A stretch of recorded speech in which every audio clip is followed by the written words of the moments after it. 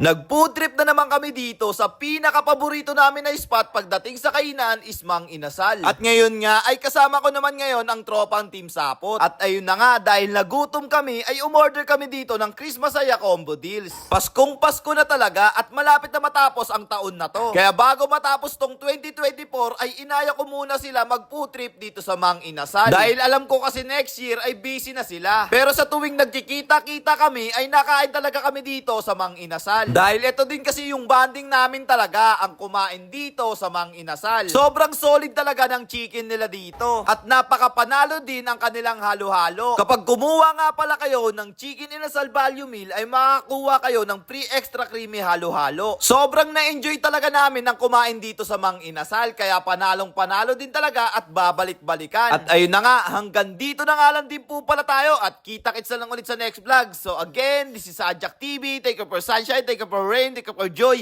Ingat, salamat, bye-bye, ble!